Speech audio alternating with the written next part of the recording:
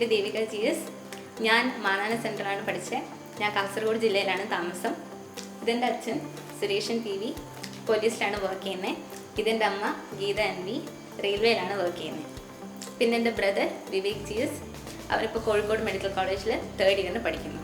നമ്മുടെ primary school ക്ലാസ്സുകളിൽ പഠിച്ചതിന് ശേഷം ഈ ഒരു MBBS എന്ന് പറയുന്ന ഒരു ആഗ്രഹം എങ്ങനെയാണ് ഉണ്ടായത്? അല്ലെങ്കിൽ ഒരു MBBS ആഗ്രഹം വന്നപ്പോൾ അതിന് ഏറ്റവും നന്നായിട്ട് ചൂസ് ചെയ്യാൻ പറ്റിയ ഒരു ഇൻസ്റ്റിറ്റ്യൂഷൻ ബ്രില്യൻ്റ് ആണ് എന്ന് എങ്ങനെയാണ് അറിഞ്ഞത്?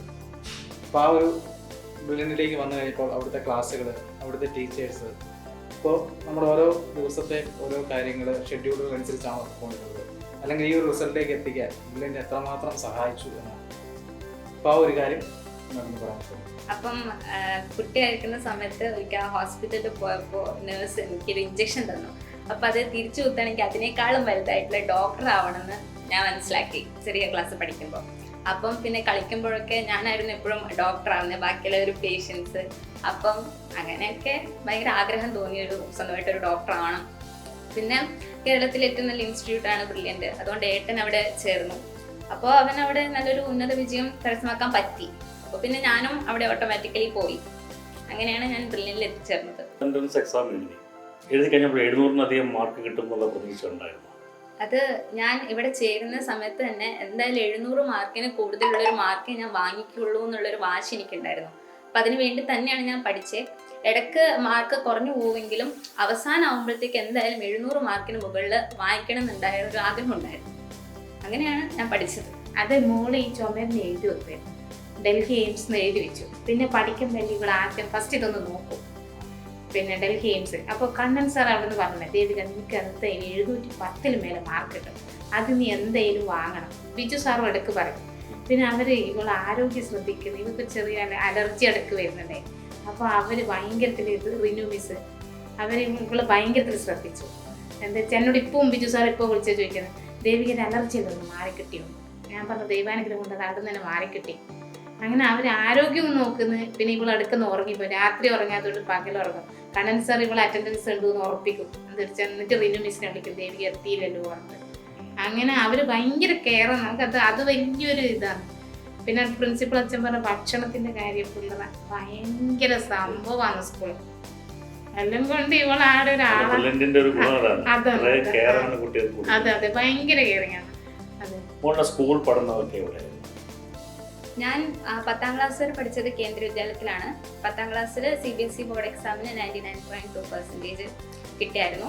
പിന്നെ +1 +2 ഞാൻ കുര്യാക്കോസ് സീരിയസ് ഇംഗ്ലീഷ് മീഡിയം സ്കൂള് മാനാനത്താണ് പഠിച്ചത്. അപ്പം +2 എനിക്ക് 99.8% കിട്ടിയായിരുന്നു. ദേവിക ഈ കാസർഗോഡിൽ തന്നെ ഏറ്റവും ടോപ്പ് സ്കോറായിരുന്നു കിട്ടിയിരിക്കുന്നത്, 215. അപ്പോൾ നമ്മുടെ brilliance study centre entrance coaching അതിൽ വഹിച്ച പങ്ക് എങ്ങനെയൊക്കെയാണ് സപ്പോർട്ട് ചെയ്തത്? അവരെ പഠിപ്പിക്കുന്ന കാര്യങ്ങൾ അതൊക്കെ എങ്ങനെയാണ് നിങ്ങളെ കൂടുതൽ പഠിക്കാനായിട്ട് പ്രചോദിപ്പിച്ചുകൊണ്ടിരുന്നത്? ഏറ്റവും ഇമ്പോർട്ടൻ്റ് എന്ന് പറയുന്നത് അവിടുത്തെ പ്രൊഫസേഴ്സാണ്, അവരുടെ ക്ലാസ് തന്നെ ശ്രദ്ധിച്ച് നമ്മൾ കുറേയൊക്കെ കാര്യങ്ങൾ അപ്പം തന്നെ പഠിച്ചു ക്ലാസ്സിൽ നിന്ന്. പിന്നെ ക്ലാസ് കഴിഞ്ഞ് വന്നിട്ട് അതൊന്ന് റെഫർ ചെയ്താൽ തന്നെ നമുക്ക് കുറേ കാര്യങ്ങൾ മനസ്സിലാക്കാൻ പറ്റും, ഡെയിലി പഠിച്ചാൽ തന്നെ. പിന്നെ ക്ലാസ് നോട്ടും വർക്ക് ബുക്കും വളരെ ഇമ്പോർട്ടൻ്റ് ആണ്. അത് ചെയ്താൽ തന്നെ ഓരോ കോൺസെപ്ച്വൽ ആയിട്ടുള്ള എല്ലാ ക്വസ്റ്റ്യൻസും നമ്മൾ അപ്പം തന്നെ അറ്റൻഡ് ചെയ്തു. അപ്പോൾ ലാസ്റ്റ് നീറ്റിൻ്റെ ഒരു മാസം മുമ്പൊക്കെ, ഒരു 10 ദിവസം മുമ്പൊക്കെ ഞാൻ ഈ വർക്ക് ബുക്ക് തന്നെയാണ് പിന്നെയും ചെയ്തത്. കാരണം പുതിയ ക്വസ്റ്റ്യൻസ് കണ്ട് ടെൻഷൻ അടിക്കാതിരിക്കാൻ വേണ്ടിയിട്ട് സെയിം ക്വസ്റ്റ്യൻസ് തന്നെ ചെയ്തു. അപ്പോൾ ഏതാണ്ട് അതൊക്കെ തന്നെ ചോദിച്ചോളൂ.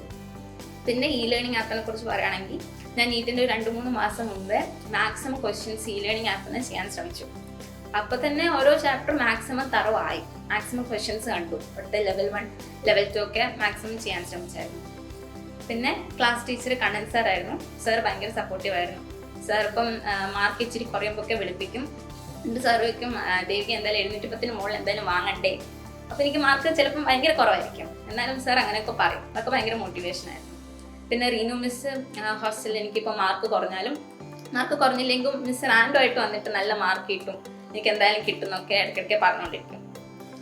അപ്പം പിന്നെ ബിജു സാർ കോർഡിനേറ്റർ, പിന്നെ ജോർജ് സാറ് ഓരോ ഇത് കഴിയുമ്പോഴും എക്സാംസ് കഴിയുമ്പോഴും റിസൾട്ട് അനാലിസിസ് ആയിട്ട് അവർ വരും. അപ്പോൾ അത് അവരുടെ മോട്ടിവേഷണൽ സ്പീച്ച് അതൊക്കെ ഭയങ്കര ഒരു ഹെൽപ്ഫുൾ ആയിരുന്നു. ഇച്ചിരി വിഷമം വന്നാലും പിന്നെ നമ്മളുടെ റിസൾട്ട് നമ്മൾ എവിടെ നിൽക്കുന്നു എന്നൊക്കെ അറിയാൻ അതൊക്കെ ഭയങ്കര ഹെൽപ്ഫുൾ ആയിരുന്നു. ധാരാളം മോഡൽ എക്സാംസ് എഴുതിയായിരുന്നു. അതിൻ്റെയൊക്കെ സ്കോർ ലെവലിൽ എത്തിയിട്ടുണ്ടായിരുന്നു. ആദ്യം അതൊക്കെ സ്കോർ അത്ര നല്ലല്ലായിരുന്നു, ഒരു 650 അബവ് ഒക്കെ കിട്ടുന്നുണ്ടായിരുന്നുള്ളൂ. പിന്നെ ലാസ്റ്റ് എത്തുമ്പോഴത്തേക്ക് 680 670 അങ്ങനെയൊക്കെ നിൽക്കുമായിരുന്നു. ഞാൻ ലാസ്റ്റ് ആകുമ്പോഴത്തേക്ക് ഞാൻ ഓരോ ദിവസം എഴുതി വെക്കും, ഈ ഒരു മാർക്ക് വാങ്ങണം, അച്ചീവ് ചെയ്യണം നെക്സ്റ്റ് എക്സാമിന്. അപ്പോൾ മോസ്റ്റ് പ്രോബ്ലി എനിക്ക് ഞാൻ എഴുതി വെച്ച മാർക്ക് അങ്ങനെ കിട്ടാറുണ്ടായിരുന്നു. അപ്പോൾ ഞാൻ അതിന് വേണ്ടി ശ്രമിക്കും. ഇച്ചിരി ഇടയ്ക്ക് മാർക്ക് കുറഞ്ഞു പോകുമായിരുന്നു, പക്ഷേ എന്നാലും നമ്മളുടെ ഒരു ലക്ഷ്യം ഉണ്ടല്ലോ, അപ്പോൾ ലക്ഷ്യം നമ്മൾ ഉറപ്പിച്ച് വെച്ചിട്ടുണ്ട്. അപ്പോൾ ഇച്ചിരി മാർക്ക് കുറഞ്ഞാലും എന്തായാലും ഞാൻ അവിടെ എത്തും. അപ്പോൾ അതിലേക്ക് എങ്ങനെ എത്താമെന്ന് ഇങ്ങനെ കോൺസെൻട്രേറ്റ് ചിന്തിച്ചുകൊണ്ടിരുന്നു. അപ്പോൾ അതിന് വേണ്ടി ഇങ്ങനെ പഠിച്ചു. അങ്ങനെ നല്ല മാർക്ക് മോഡൽ എക്സാമിനേക്കാളും എളുപ്പമായിരുന്നു. ഉറപ്പായിട്ടും എളുപ്പമായിരുന്നു നീറ്റ്. നമ്മൾ ഇവിടുത്തെ ക്വസ്റ്റ്യൻസ് ഒക്കെ പോലെ തന്നെയായിരുന്നു നീറ്റ് എക്സാം. നമ്മുടെ ബ്രില്യൻറ്റിൻ്റെ ഏറ്റവും വലിയൊരു വിജയം എന്ന് പറയുന്നത് നമ്മുടെ ഹോസ്റ്റലുകളുള്ള നമ്മുടെ ടീച്ചേഴ്സ്, നമ്മുടെ ക്ലാസ് ടീച്ചേഴ്സ്, പിന്നെ നമ്മുടെ ഫ്രണ്ട്സ്. ഇപ്പോൾ ഈ ഒരു ഗ്യാങ്ങിൽ വരുമ്പോൾ നമുക്ക് ഇതെല്ലാം കൂടി ചേർന്നുകൊണ്ടാണല്ലോ നമുക്ക് ഇത്ര വലിയൊരു റിസൾട്ടിലേക്ക് എത്തുന്നത്. അപ്പോൾ അതിനുശേഷം നമ്മുടെ ലൈബ്രറി ഫെസിലിറ്റി, നമ്മുടെ അക്കാഡമിക് ആയിട്ടുള്ള സെക്ഷൻസ്, നമ്മുടെ ടീച്ചേഴ്സ്, പ്രൊഫസേഴ്സ്, ഇവരുടെ എല്ലാവരുടെയും ഒരു വിജയത്തിൻ്റെയും കൂടെ ഭാഗമാണ് ഈ വലിയ മാർക്ക് എന്ന് പറയുന്നത്. അപ്പോൾ ഇതിൻ്റെ എല്ലാം ആകത്തുകയാണ് നമുക്ക് കിട്ടിയ വലിയ മാർക്ക് എന്ന് പറയുന്നത്. അത് എത്രമാത്രം നമ്മുടെ ഈ ഒരു റിസൾട്ടിലേക്ക് എത്തിക്കാൻ പറ്റിയെന്നത്, അല്ലെങ്കിൽ ഇതിൻ്റെയൊക്കെ എത്രമാത്രം സ്വാധീനം നമ്മുടെ ഈ ഒരു റിസൾട്ടിൽ. ഇപ്പം ഏത് ഡൗട്ടായാൽ പോലും, എത്ര ചെറിയ ഡൗട്ടായാൽ പോലും നമുക്ക് പ്രൊഫസേഴ്സിനോട് തുറന്ന് ചോദിക്കാം. അവരെത്ര സമയം എടുത്തിട്ടാണെങ്കിലും അത് നമുക്ക് മനസ്സിലാക്കി തരും. അപ്പം അതൊരു വലിയ കാര്യമാണ്. പിന്നെ ലൈബ്രറിനെ കുറിച്ച് പറയുകയാണെങ്കിൽ, ഞാൻ ലൈബ്രറിയിൽ നിന്ന് ഇഷ്ടംപോലെ പുസ്തകം എടുത്തിട്ടുണ്ടായിരുന്നു. നമ്മുടെ ക്ലാസ് നോട്ടും വർക്ക് ബുക്കൊക്കെ ചെയ്തതിന് ശേഷം ലൈബ്രറിയിൽ നിന്ന് പുസ്തകങ്ങൾ എടുത്തു. ഫിസിക്സിനൊക്കെ ഞാൻ മാക്സിമം ക്വസ്റ്റ്യൻസ് ചെയ്തു. ആദ്യം തന്നെ ഞാൻ കൂടുതലും ഫിസിക്സിനായിരുന്നു ഇമ്പോർട്ടൻസ് കൊടുത്തത്. അപ്പോൾ ഓരോ ചാപ്റ്ററിനും ഞാൻ ഒരു ഒറ്റയിരുപ്പിൽ തന്നെ ഒരു 100-150 ക്വസ്റ്റ്യൻസ് ചെയ്യാൻ ശ്രമിച്ചിട്ടുണ്ട്. അപ്പം തന്നെ നമ്മൾ മാക്സിമം ആ ചാപ്റ്ററിനെ കുറിച്ച് പഠിച്ചു, അപ്പോൾ തറവായി. അപ്പം ലൈബ്രറി ഫെസിലിറ്റീസ് ഒക്കെ ഭയങ്കര ഹെൽപ്ഫുൾ ആയിരുന്നു. പിന്നെ ഫ്രണ്ട്സ് ആണെങ്കിലും ഭയങ്കര സപ്പോർട്ടീവ് ആയിരുന്നു, ടീച്ചേഴ്സും സപ്പോർട്ടീവ് ആയിരുന്നു. നമ്മുടെ യൂട്യൂബ് ചാനലൊക്കെ നമുക്ക് മുന്നേ പഠിച്ച ആൾക്കാരുടെ ഒരു എക്സ്പീരിയൻസ് ഷെയർ ചെയ്യാറുണ്ട്. അപ്പോൾ അതൊക്കെ കാണാറുണ്ടായിരുന്നു. അതൊക്കെ നമ്മുടെ റിസൾട്ടിനെ ബാധിക്കാറുണ്ട്. നമ്മുടെ റിസൾട്ട് ഈ ഒരു റിസൾട്ടിലേക്ക് എത്തിക്കുന്നതിന് ഇതൊക്കെ ഈ ഒരു കണ്ടന്റൊക്കെ നമുക്ക് ഏറ്റവും നമ്മുടെ ഈ ഒരു റിസൾട്ടിലേക്ക് എത്തിക്കാൻ നമ്മളെ സ്വാധീനിച്ചിട്ടുണ്ടാവില്ലേ. ഇങ്ങനത്തെയൊക്കെ നമ്മുടെ യൂട്യൂബ്, നമ്മുടെ ഈരാൻ ആപ്പ്, അങ്ങനെ സോഷ്യൽ മീഡിയയിൽ നമ്മുടെ ബ്രില്യൻറ്റുമായി കണ്ടക്ട് ചെയ്ത് നമ്മുടെ അക്കാഡമിക് ആയിട്ടുള്ള കാര്യങ്ങൾ, റിസൾട്ടുകൾ നമ്മുടെ ഈ റിസൾട്ടിലേക്ക് എത്തുന്നതിന് നമ്മളെ സഹായിച്ച ഫാക്ടേഴ്സാണ്. ഉറപ്പായിട്ടുമാണ്. ഞാൻ യൂട്യൂബിൽ കുറേ ഇൻ്റർവ്യൂസ് കണ്ടിട്ടുണ്ട്. നീറ്റിൻ്റെ കുറച്ച് ദിവസം മുമ്പ് ഞാൻ കുറേ ഇൻ്റർവ്യൂസ് ഒക്കെ കണ്ടിട്ടുണ്ട്. അവരെന്താ പറയുന്നത്, അവരെങ്ങനെയാണ് പഠിച്ചത്, എങ്ങനെ നമുക്ക് എങ്ങനെ പഠിക്കേണ്ടതെന്നൊക്കെ ഒരു ഐഡിയ അത് കാണുമ്പോൾ കിട്ടും. പിന്നെ ഞാനും പഠിക്കുന്ന സമയത്ത് സ്വപ്നം കണ്ടിട്ടുണ്ട്, ഇതുപോലത്തെ ഇൻ്റർവ്യൂസ് ഞാനും കൊടുക്കണം, പിന്നെ വിക്ടറി ഡേ ഒക്കെ കാണും. അപ്പോൾ എനിക്കും ഒരു ദിവസം അവിടെയൊക്കെ പോകണമെന്ന് ഞാനും ആഗ്രഹിച്ചിട്ടുണ്ടായിരുന്നു. അപ്പോൾ ഉറപ്പായിട്ടും അങ്ങനത്തെ വീഡിയോസൊക്കെ ഭയങ്കര ഹെൽപ്ഫുൾ ആയിരുന്നു. ദേവികയുടെ ചേട്ടൻ ബ്രില്യൻ്റെ സ്റ്റുഡൻ്റ് ആയിരുന്നു. ഇപ്പോൾ കോഴിക്കോട് മെഡിക്കലിൽ 3ാം വർഷം പഠിച്ചുകൊണ്ടിരിക്കുകയാണ്. ചേട്ടൻ എങ്ങനെയാണ് മോളെ ഇൻഫ്ലുവൻസ് ചെയ്തത്?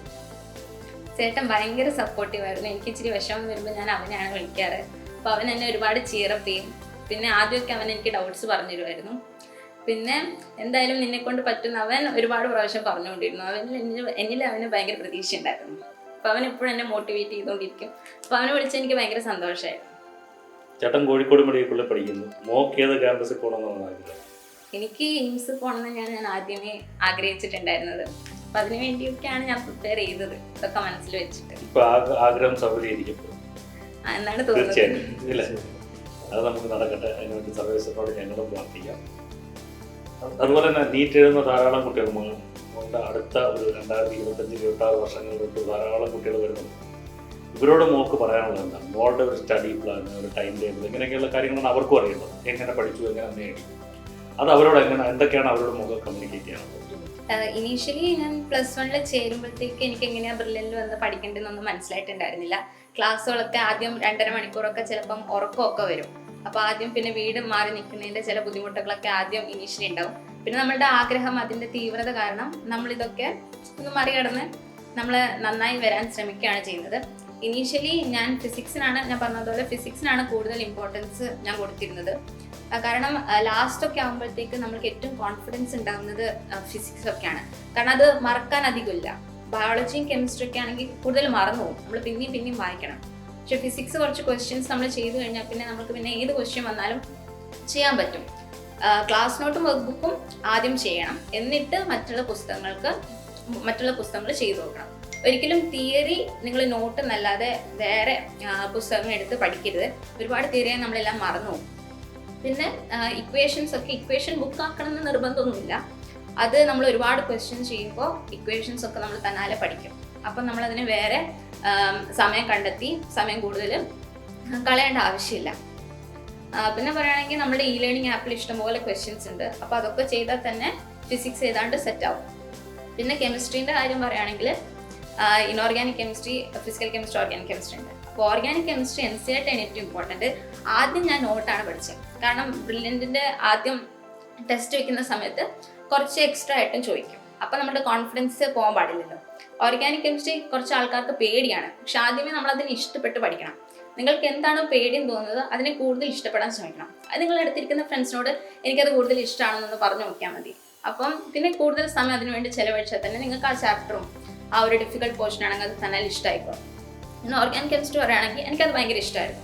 അപ്പം ആദ്യമേ റിയാക്ഷൻസ് ഒക്കെ നന്നായി പഠിക്കാം. പിന്നെ റിയാക്ഷൻസ് കണ്ടീഷൻസ് ഉണ്ടാവും ഒരു പാരഗ്രാഫായിട്ട്, അതിങ്ങനെ പഠിച്ചു വെക്കണം. അപ്പോൾ തന്നെ മാക്സിമം ആയി.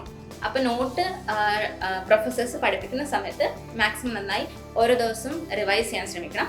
അത് കഴിഞ്ഞ് ഞാൻ ലാസ്റ്റോടാകുമ്പോഴത്തേക്ക് ഞാൻ ഫുൾ NCERT ആയിരുന്നു. NCERTൻ്റെ എക്സസൈസ് ഓർഗാനിക് കെമിസ്ട്രി ഭയങ്കര ഇമ്പോർട്ടൻ്റ് ആണ്. ഞാൻ നോക്കി വെച്ചാൽ അതുപോലെ തന്നെ നീറ്റിന് ചോദിച്ചു. ഒരു എക്സസൈസിലെ ക്വസ്റ്റ്യൻ അതുപോലെ തന്നെ ചോദിച്ചു. അങ്ങനെ NCERT നല്ല ഇമ്പോർട്ടൻസ് കൊടുത്ത് പലതവണ വായിച്ചു പഠിച്ചാൽ തന്നെ അത് ഭയങ്കര എളുപ്പമാവും. പിന്നെ ഇൻഓർഗാനിക് കെമിസ്ട്രി പറയുകയാണെങ്കിൽ കുറേ പോർഷൻസ് കട്ട് ഔട്ടാണ്. അപ്പോൾ ഇപ്പോൾ ഓർമ്മിച്ച് വെക്കാൻ അധികം പ്രശ്നമൊന്നുമില്ല. ഭയങ്കര എളുപ്പമാണ് ഇപ്പോൾ ഓർമ്മിച്ച് വെക്കാൻ. കെമിക്കൽ പ്രോപ്പർട്ടീസും ഫിസിക്കൽ പ്രോപ്പർട്ടീസും ഒക്കെ ഉള്ളൂ. അപ്പം ഓരോ പ്രാവശ്യം NCERT വായിക്കുമ്പോൾ നിങ്ങൾ ഉറപ്പ് വരുത്തേണ്ടത് ഈ ഒരു പ്രാവശ്യം വായിച്ചു കഴിഞ്ഞാൽ അടുത്ത പ്രാവശ്യം വായിക്കുമ്പോഴത്തേക്ക് എനിക്ക് കൂടുതൽ മനസ്സിലാവണം, കുറച്ച് സമയത്തിനുള്ളിൽ വായിക്കാൻ പറ്റണം. അപ്പോൾ ഓരോ തവണ നിങ്ങൾ വായിക്കുമ്പോഴും ഇതാണ് നിങ്ങളുടെ മനസ്സിൽ വെക്കേണ്ടത്. അപ്പം ഒരുപാട് തവണ വായിക്കുമ്പോൾ നിങ്ങൾക്കത് ഭയങ്കര എളുപ്പമായിട്ട് തോന്നും. പിന്നെ ഓർഡറൊക്കെ എഴുതി വെക്കുക. ഒരു പാരഗ്രാഫ് ആണെങ്കിൽ അതിനെ ചുരുക്കി ഒരു ഷോർട്ട് കട്ടാക്കി അങ്ങനെയൊക്കെ എഴുതി വെക്കാൻ പറ്റുന്നതാണ്. പിന്നെ ഫിസിക്കൽ കെമിസ്ട്രി ഫിസിക്സിനെക്കാളും എളുപ്പമാണ്. ഇക്വേഷൻസ് നമ്മൾ മാക്സിമം നന്നായി പഠിക്കുക. അത് കഴിഞ്ഞിട്ട് ഒരുപാട് ക്വസ്റ്റ്യൻസ് ചെയ്തു നോക്കാം. അപ്പോൾ തന്നെ ഫിസിക്കൽ കെമിസ്ട്രി ശരിയാവും. പിന്നെ ഫിസിക്കൽ കെമിസ്ട്രി NCERT വായിക്കണം. ഒരു തവണ സ്പീഡ് വായിക്കുക. ബയോളജി വായിക്കുന്ന പോലെ ഇങ്ങനെ വായിക്കൊന്നും വേണ്ട, സ്പീഡിൽ വായിക്കുക. പിന്നെ ഹൈലൈറ്റ് ചെയ്ത പോർഷൻ മാത്രം 2-3 തവണ ലാസ്റ്റ് സമയം കിട്ടുന്ന പോലെ എടുത്ത് വായിച്ചാൽ മതി. കാരണം അതൊരു കോൺഫിഡൻസാണ്. ഇപ്പം ക്വസ്റ്റ്യൻസ് ചെയ്താൽ തന്നെ മതിയാവും, പക്ഷെ ഒരു കോൺഫിഡൻസിന് വേണ്ടിയിട്ടാണ്. നമ്മളൊന്നും കളയാൻ പാടില്ലല്ലോ. എല്ലാ പോസിബിലിറ്റീസും നമ്മൾ കണക്കാക്കി വേണം പഠിക്കാൻ. ബയോളജി NCERT ആണ് ഏറ്റവും ഇമ്പോർട്ടൻറ്റ്. അപ്പം NCERT ഉള്ളത് മാത്രമേ ചോദിക്കുള്ളൂ. അപ്പം നീറ്റ് എക്സാമിനാണെങ്കിൽ കൂടി NCERTൻ്റെ പുറത്തുനിന്നൊന്നും വരില്ല. ഇനി വരുന്നുണ്ടെങ്കിൽ തന്നെ അത് ഓപ്ഷൻസ് ആയിട്ടായിരിക്കും, ഓപ്ഷൻസിൽ. പക്ഷെ അതിൻ്റെ കറക്റ്റ് ഓപ്ഷൻ NCERTയിൽ ഉള്ളത് തന്നെയായിരിക്കും. ആദ്യമൊക്കെ ഞാൻ നോട്ടായിരുന്നു കൂടുതൽ കോൺസെൻട്രേറ്റ് ചെയ്തത്. കാരണം ചിലപ്പം എക്സാംസിന് ഔട്ട് ഓഫ് NCERT ഇവിടെ ബ്രില്യൻറ്റ് നടത്തുമ്പോൾ ചിലപ്പോൾ ചോദിക്കുമല്ലോ. അപ്പോൾ അതിനുവേണ്ടി ഞാൻ അതാണ് പഠിച്ചിരുന്നത് കൂടുതലായിട്ട്. പിന്നെ എനിക്ക് മനസ്സിലായി NCERT ആണ് കൂടുതൽ ഇമ്പോർട്ടൻറ്റ്. കാരണം ലാസ്റ്റ് നമ്മൾ ക്വസ്റ്റ്യനൊക്കെ കാണുമ്പോൾ NCERTൻ്റെ പാരഗ്രാഫ്, ആ പിക്ചറിൻ്റെ അടിയിലിരിക്കുന്ന സാധനങ്ങൾ, അപ്പോൾ ഇതൊക്കെയാണ് നമ്മൾ ഓർത്ത് പരീക്ഷ എഴുതുന്ന സമയത്ത് നമ്മളിതൊക്കെയാണ് ഓർക്കുന്നത്. അപ്പം NCERT തന്നെയാണ് ഏറ്റവും ഇമ്പോർട്ടൻറ്റ്. പിന്നെ ഞാനത് മാത്രമാണ് വായിച്ചത്. പിന്നെ പല തവണ വായിക്കുമ്പോഴത്തേക്ക് അത് ഭയങ്കര തറവായിട്ട് മാറും. പിന്നെ എൻ്റെ NCERT ഭയങ്കര കളർഫുൾ ആയിരുന്നു. ഞാൻ കുറേ പടമൊക്കെ വരക്കുമായിരുന്നു സൈഡിലായിട്ട്. അപ്പം ചില പാരഗ്രാഫ്സ് ഒക്കെ നമ്മളൊരു പടമായിട്ട് വരച്ചു കഴിഞ്ഞാൽ പിന്നെ അത് ഭയങ്കര സിമ്പിളായി. ഓർക്കാനാണെങ്കിൽ കൂടി അത് ഭയങ്കര എളുപ്പമായിരിക്കും. പിന്നെ പല കളേഴ്സിൽ അതൊക്കെ ഹൈലൈറ്റ് ചെയ്ത് വെച്ചാൽ നമുക്ക് പിന്നെ എടുത്ത് വായിക്കുമ്പോൾ ഭയങ്കര എളുപ്പമായിട്ട് തോന്നും. പിന്നെ ആദ്യമൊക്കെ വായിക്കുമ്പോൾ സമയമെടുത്ത് ഓരോ സെൻറ്റൻസും ശ്രദ്ധിച്ച് ദിസ് ദാറ്റ് അതൊക്കെ വട്ടിട്ട് വെച്ച് ഭയങ്കര ക്ലാരിറ്റിയോടെ വായിക്കണം. പിന്നെ വായിക്കുന്ന സമയത്ത് സ്പീഡായിട്ട് വേഗം എല്ലാ കാര്യങ്ങളും ഒന്ന് മനസ്സിലാവുന്ന രീതിയിൽ വായിച്ച് പോകണം. പിന്നെ ലാസ്റ്റ് ആകുമ്പോഴത്തേക്ക് എല്ലാം ഒന്നും വായിക്കാൻ നമുക്ക് ചിലപ്പോൾ സമയം കിട്ടിയെന്ന് വരില്ല. അപ്പം ഡിഫിക്കൽട്ടായിട്ട് തോന്നുന്ന പോർഷൻസ് തന്നെ പല പ്രാവശ്യം വായിച്ചാൽ അത് ഭയങ്കര കോൺഫിഡൻസ് ആയിരിക്കും. അപ്പം ബയോളജീൻ്റെ കാര്യത്തിൽ എനിക്ക് ഇത്ര പറയാനില്ല. പിന്നെ ആദ്യമൊക്കെ ഞാൻ ക്വസ്റ്റ്യൻസ് ഒന്നും ചെയ്തില്ല. ബയോളജി തിയറി ആയതുകൊണ്ട് ഞാൻ പിന്നെ വായിച്ചുകൊണ്ട് തന്നെ ഇരുന്നു. പിന്നെ ലാസ്റ്റ് ക്വസ്റ്റ്യൻ ചെയ്തപ്പോഴാണ് മനസ്സിലായത് NCERT കൂടുതൽ നന്നായി മനസ്സിലാവാൻ തുടങ്ങി. പിന്നെ ഓർത്ത് വെക്കാനും ഭയങ്കര എളുപ്പമാണ്. അപ്പം ഈ ലേണിംഗ് ആപ്പിൽ തന്നെ ലെവൽ 1 and 2 വേഗം ചെയ്താൽ മതി. കാരണം ഒരു 50 ക്വസ്റ്റ്യൻസ് ഒക്കെ നമുക്ക് ഒരു 20 മിനിറ്റ്സിലൊക്കെ സ്പീഡായിട്ട് ചെയ്യാൻ പറ്റും.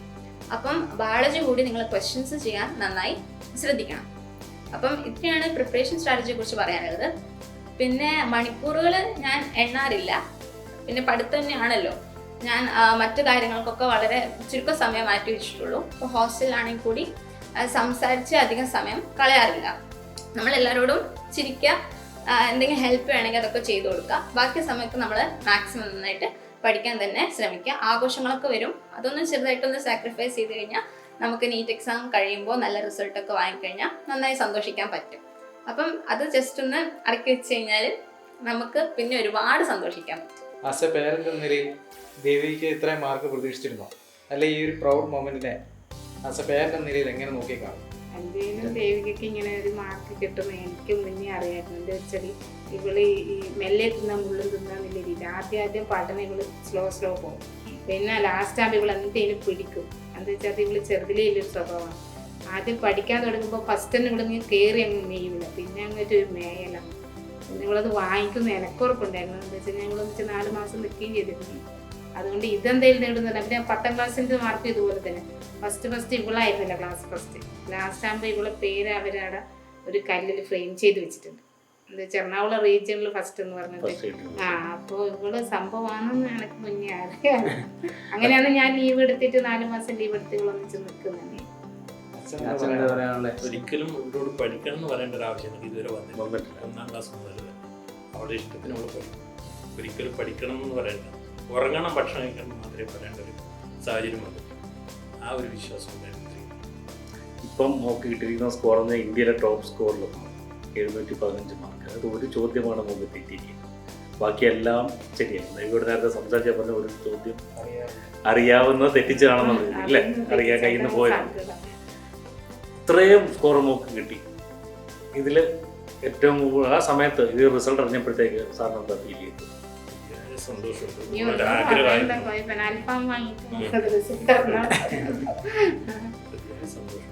ഈ ഒരു റിസൾട്ടിലേക്ക് എത്തുക എന്ന് പറഞ്ഞാൽ അതുപോലെ തന്നെ ഫാമിലിയുടെ ഒരു വലിയ സപ്പോർട്ടുണ്ട് ഈ റിസൾട്ടിലേക്ക് എത്തിക്കണമെന്നുണ്ട്. അതിന് ആസ് എ പേരന്റ് എന്ന നിലയിലും തുടർന്ന രീതിയിൽ ഒരുപാട് കാര്യങ്ങൾ ചെയ്തിട്ടുണ്ട്. അതിൻ്റെ കൂടെ ഔട്ട്പുട്ടാണ് നമുക്ക് കിട്ടിയിരിക്കുന്ന ഏറ്റവും വലിയൊരു മാർക്ക് എന്ന് പറയുന്നത്. അപ്പോൾ പേരൻസിനെ കുറിച്ച് അല്ലെങ്കിൽ തുടർന്നതിനെ കുറിച്ച് ഈ റിസൾട്ടിലേക്ക് എത്തുന്നതിന് ദേവികയെ സഹായിച്ച വലിയൊരു കാര്യമാണ്. അപ്പോൾ അതെന്താണെന്ന് പറയാം. ആക്ച്വലി ഈ വിജയത്തിൻ്റെ ഒരു 50% ക്രെഡിറ്റ് ഞാൻ അമ്മക്കാണ് കൊടുക്കുന്നത്. കാരണം അമ്മ എൻ്റെ കൂടെ ഒരു 4 മാസം എൻ്റെ ഒന്നിച്ച് വന്ന് നിന്നായിരുന്നു.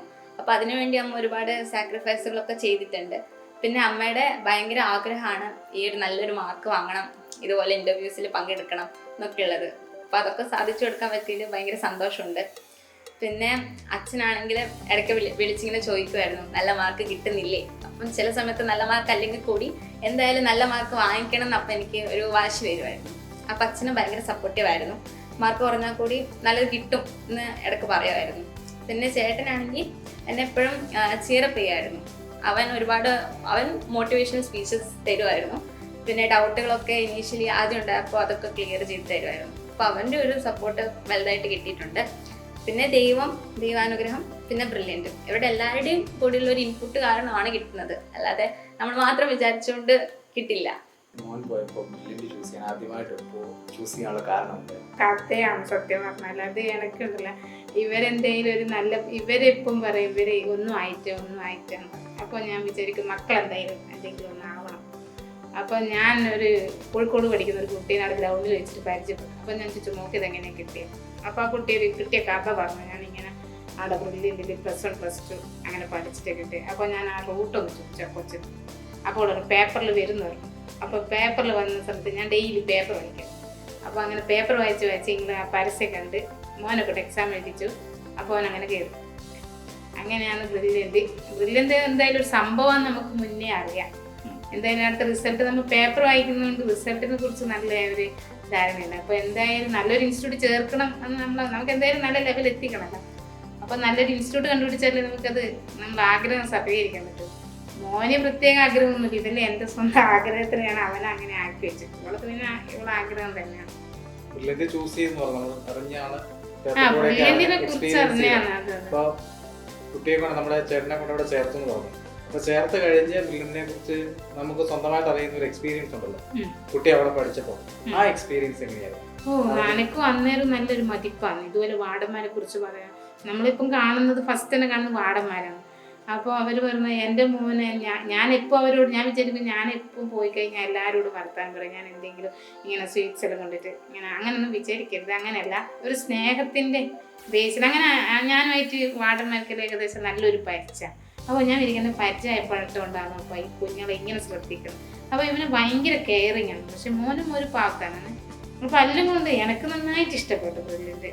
എന്താ വെച്ചാൽ ആ കെയറിങ് നമുക്കിപ്പോൾ അമ്മമാരെന്നതിൽ നമുക്ക് നമ്മളെ കുഞ്ഞുങ്ങളെങ്ങനെ അവർ നോക്കുന്നില്ലതാണ് അമ്മ നോക്കല്. അങ്ങനെ എന്തെങ്കിലും ബ്രില്യൻ്റ് വരുന്നൊരു സംഭവമാണ് ആടെ നിനക്ക് ഈ പേപ്പറിൽ കണ്ട പോലെ തന്നെ ആടെ പോയിട്ട് നേരിട്ട് എനിക്കത് മനസ്സിലായി. കുട്ടികളെ നോക്കുന്നതോടൊപ്പം തന്നെ അവർ അക്കാഡമിക് പഠിപ്പിക്കുക, അവരെ ശ്രദ്ധിക്കുന്നത്. ഞാൻ ഉള്ളിൽ കയറും. എന്താ വെച്ചാൽ ഞാൻ എന്തിനാ കയറുന്നത് എനിക്കറിയില്ല. ഞാൻ അവർ കേരള പറഞ്ഞാൽ ഞാൻ മെല്ലെ സൈഡിൽ വെച്ചൊന്ന് നോക്കും, ഇവരെങ്ങനെ പഠിപ്പിക്കുന്നത് നമുക്കൊന്നും അറിയാനില്ല. അപ്പോൾ ഇയാൾ കയ്യിലൊരു വടി ഉണ്ടാവും. ഞാൻ കുറേ സമയം നിൽക്കും. ഞാൻ പോയിട്ട് അവിടെ നിന്ന് ഞാൻ കുറേ സമയം അപ്പുറം പോയി നിന്ന് കുറേ സമയം, പിന്നെ കുറേ സമയം ഇപ്പുറത്ത് പോയിരിക്കും. ഞാൻ ഒറ്റയ്ക്ക് തന്നെയാണ് പോലെ. ഇവരിപ്പം തിരക്കിലാണ്. അപ്പോൾ ഞാൻ പോയി കഴിഞ്ഞാൽ കുറേ സമയം വീട്ടിലേക്ക് തിരിച്ച് ഞാൻ വരികയും ചെയ്യില്ല. ഞാൻ അവിടെ നോക്കി ഇവരെങ്ങനെ പഠിപ്പിക്കുന്നു നോക്കും. ഞാൻ അവിടെ മെല്ലനെ സൈഡിലും കയറി നോക്കി വാടന്മാരെ ഒരു വടിയും പിടിച്ചിട്ട് ഓരോ കുട്ടീനെ ശ്രദ്ധിക്കുന്നത്. അതാണ് ഏറ്റവും നല്ല പ്ലസ് ആയിട്ട് എനിക്ക് തോന്നിയത്. ഓരോ കുട്ടിയെ ശ്രദ്ധിക്കുകയാണ് ഇവർ. എൻ്റെ മോന് മാത്രമല്ല, എല്ലാവരും ശ്രദ്ധിച്ച് ഒരു വർത്തമാനം ഒരു കുട്ടി പറയുന്നില്ല. ആടാന്ന് നമ്മൾ കൊണ്ടുവിടുന്നതിൻ്റെ ഒരു ലക്ഷ്യം ഉണ്ടല്ലോ, അത് അവർ നമുക്ക് തരുന്നതിൻ്റെ ഒരു വിശ്വാസം അപ്പം നമുക്ക് വരെയുണ്ട്. വാടന്മാർ സൂപ്പർ. അവരുടെ കയ്യിലാണ് ശരിക്കും പറഞ്ഞ കുട്ടികൾ. ഈ മാഷന്മാരുടെ കയ്യിൽ മാത്രമല്ല, വാടന്മാരുടെ കയ്യിലാണ്. ഒരമ്മേനെ പോലെയാണ് അവർ ഈ കുഞ്ഞുങ്ങളെ നോക്കുന്നത്. അത് ഭയങ്കര ഒരു സംഭവമാണ്. എനിക്കത് ഭയങ്കര ഇഷ്ടമായി. അതുപോലെ ഇവളും അവിടെ അതുപോലെ സേഫ് ആയിരിക്കും എന്ന് ഞാൻ വിചാരിച്ചു. അതിനേക്കാൾ സേഫ് ഇവളാണ്. എപ്പോഴേലും മാറി നിന്നതിന് വിഷമം പറഞ്ഞിട്ടുണ്ടോ? ഓ, ഒന്നും പറയണ്ട, കരച്ചലുണ്ട്. മോൻ കരയലും ചെയ്യും. ഞാൻ തിരിച്ചു വരുമ്പോൾ മേലെ കയറി നോക്കി കരയും, അങ്ങനെയെല്ലാം കരയും. ഇപ്പൊ പക്ഷെ എന്നെ വേണ്ട ഇവർക്ക് ഭയങ്കര സങ്കടമാണ്. ഞാൻ പോയി കഴിഞ്ഞാൽ ഇടക്കിടയ്ക്ക് വായിച്ചില്ലല്ലോ, വെറുതെ ഒന്ന് തുമ്മുന്ന പോലെ തോന്നിയാൽ മതി. അപ്പോൾ ഞാൻ നെക്സ്റ്റ് വണ്ടിക്ക് അങ്ങ് കയറും. നമുക്ക് ഈ പൈസേൻ്റെ ഒരു ഇത് വേണ്ട, ഒരു ടിക്കറ്റ് വേണ്ട. റെയിൽവേ സ്റ്റാഫായിട്ട് ഞാൻ അടുത്ത വണ്ടി കാഞ്ഞങ്ങാട് എത്തി എന്ന് പറഞ്ഞാൽ ഞങ്ങൾക്ക് ഭക്ഷണം കഴിക്കുകയാണെങ്കിൽ ഇവരൊന്ന് തുമ്മിക്കഴിഞ്ഞാൽ ഞാൻ അടുത്ത വണ്ടിക്ക് കയറിയിട്ടുണ്ട്. അതുകൊണ്ട് എനിക്ക് അത് ഒരു നല്ലൊരു സംഭവമാണെന്നൊരു. നീറ്റ് എക്സാമിന് കാസർഗോഡ് ജില്ലയിൽ നിന്ന് 720-715 മാർക്ക് മേടിക്കുക ദേവികയോടൊപ്പം ബ്രില്യൻ്റ് ഫാമിലി ഈ കുടുംബത്തോടുള്ള ഈ വിജയത്തിൽ പങ്കുചേരുകയാണ്. ആ വിജയത്തിൻ്റെ ഭാഗമായി മധുരം നൽകി ദേവികയെ നമ്മൾ അനുമോദിക്കുന്നു.